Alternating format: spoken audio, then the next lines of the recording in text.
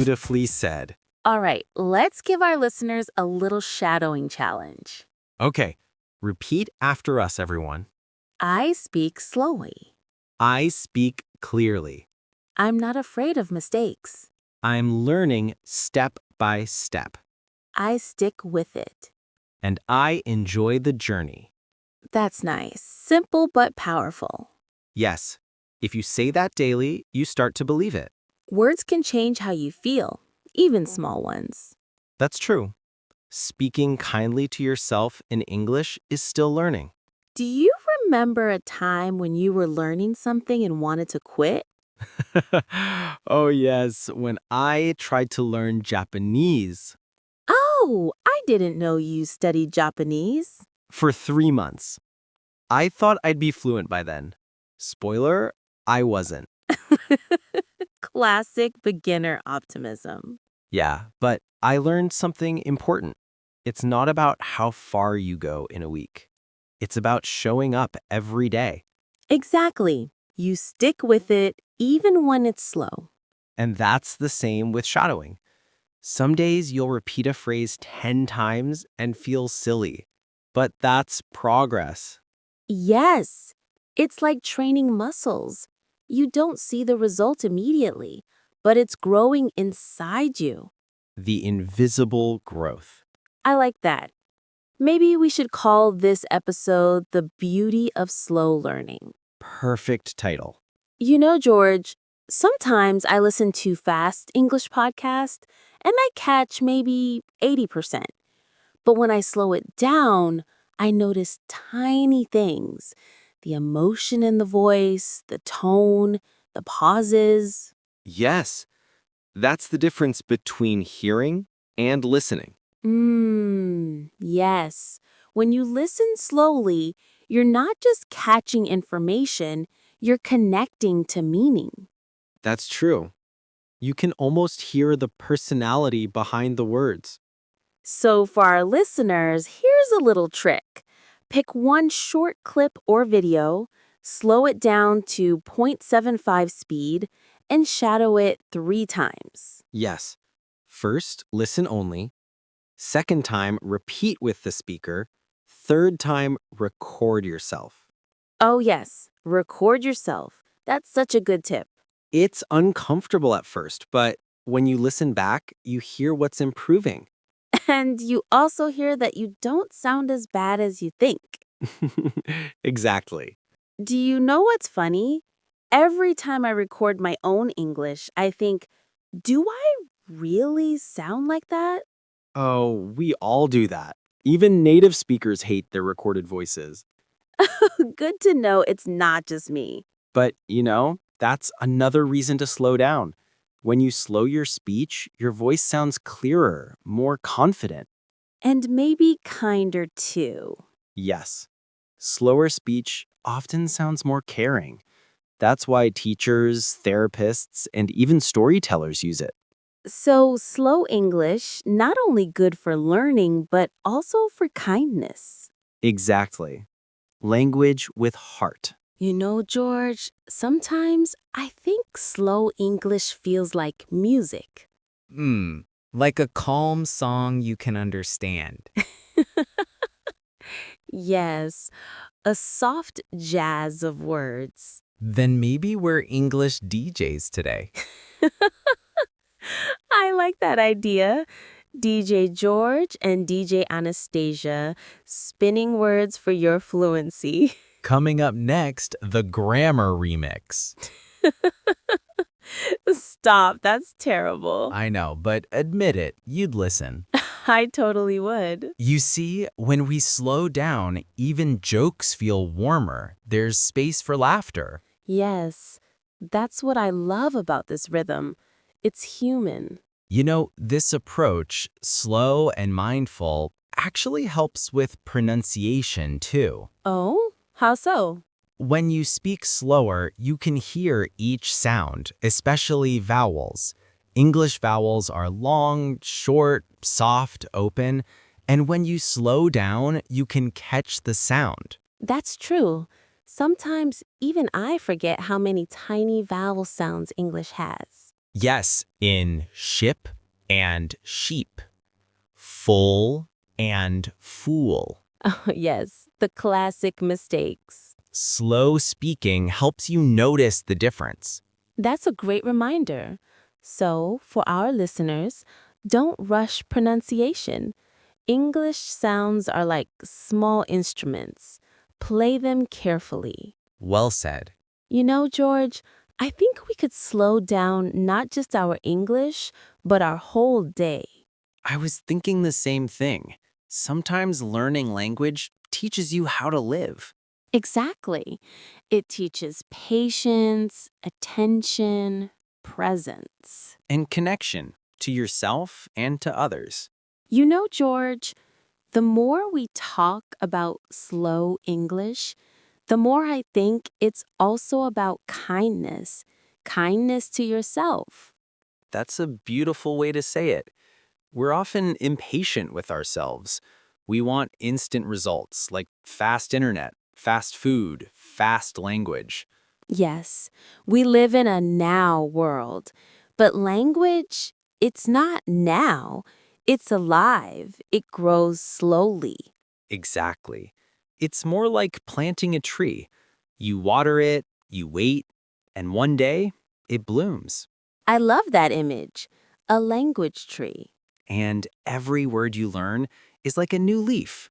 You know, George, sometimes I ask my students, what's your favorite English word? It's such a small question, but it opens hearts. Oh, that's a nice one. What's your favorite then? Serendipity. It means finding something beautiful by accident. Oh, yes, that's a great one. So, was English your serendipity? Maybe. I started learning it because I loved movies. But then English became my world, my job, my way of connecting with people. That's lovely. For me, it was music. I wanted to understand lyrics, so I started listening carefully, line by line, word by word. Ah, so you were shadowing songs before you knew what shadowing was. Exactly. I'd pause, repeat, write the words down. That was my first shadowing practice. That's so relatable.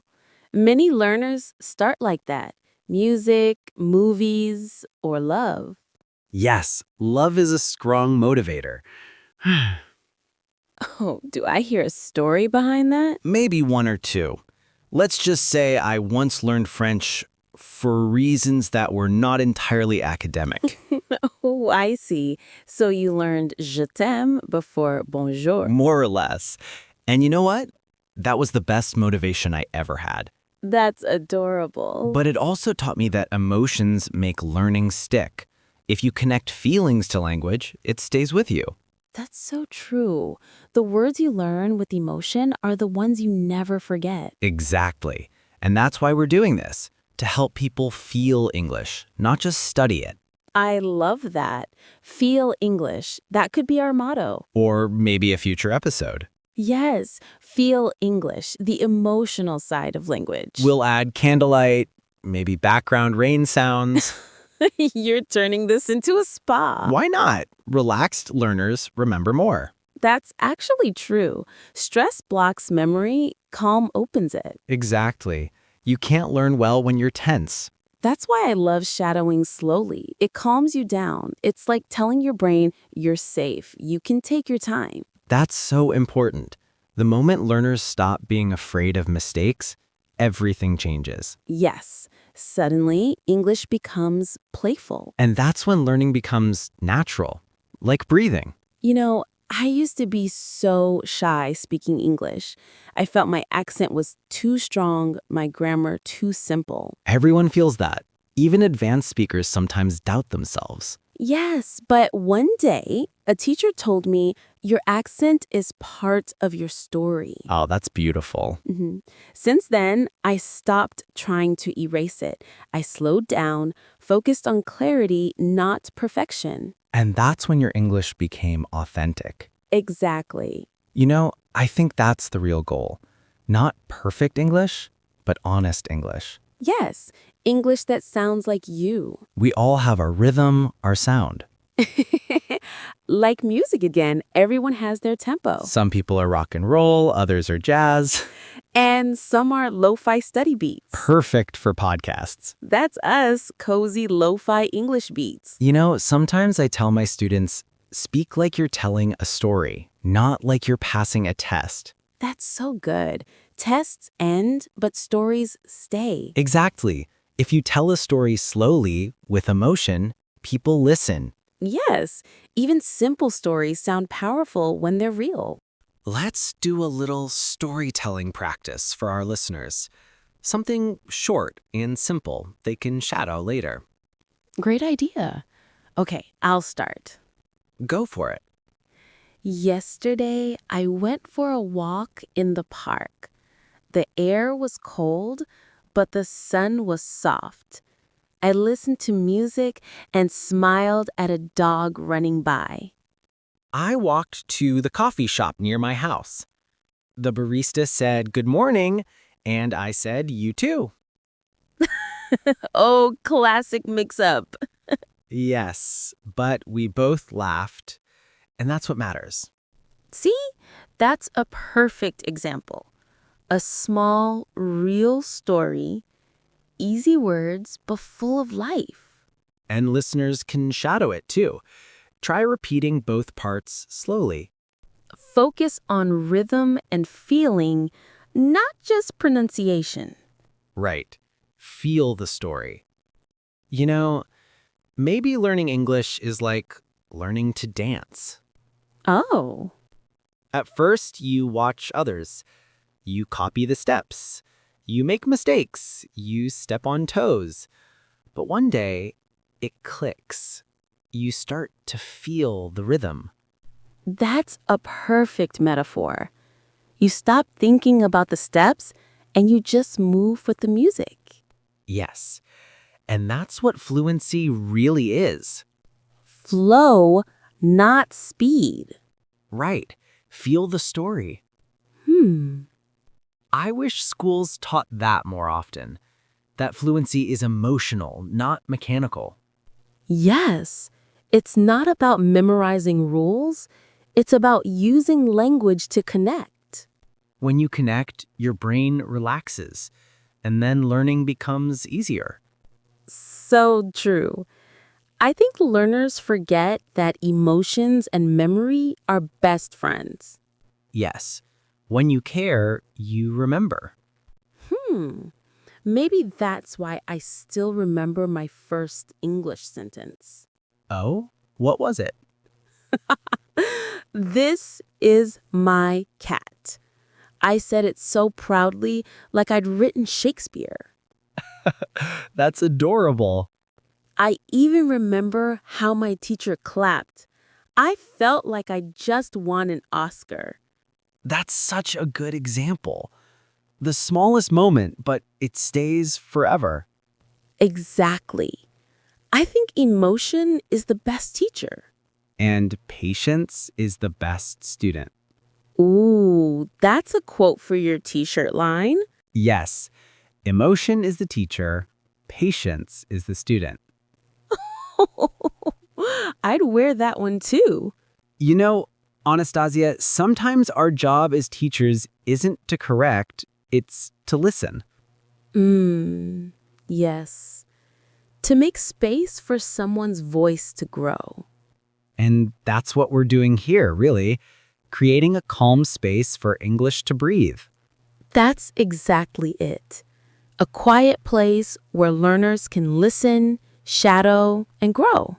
So maybe to everyone listening right now, if you feel stuck, slow down. Take a breath. Listen again. Don't fight your mistakes. Learn from them. Be patient. Step by step. Stick with it. And go with the flow. You see, we just reviewed half the expressions from today. Nicely done. That was smooth. Thank you. I'm learning from the best. That's me again, isn't it? Of course. But seriously, I think slow English isn't just a skill, it's a philosophy. Yes. A philosophy of patience, presence, and peace. You make it sound like yoga for the tongue. Maybe that's what it is. Stretch your vowels, breathe your consonants. I'd try that class. Maybe we'll start it someday. I like that idea. English that makes people feel calm, not stressed. Yes. English that sounds like kindness. So, before we wrap up, let's leave our listeners with one thought. Hmm. Don't compare your English to anyone else's. Compare it to your English from yesterday. Yes. Compare yourself only to your past self. That's real progress. Because your journey is yours, step by step, word by word. That's beautiful. And to all our listeners, keep going.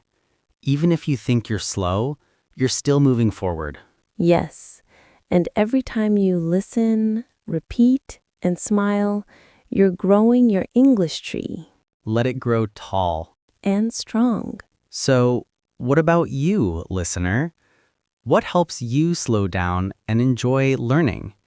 Tell us in the comments. We'd love to hear your thoughts. Yes. We read every message, and your stories always inspire us. And if you liked this episode, subscribe, leave a like, and share it. It really helps our little studio grow. George, you're so good at the subscribe speech. Years of practice. That's all for today. Remember, stay kind, stay curious. See you next time, friends.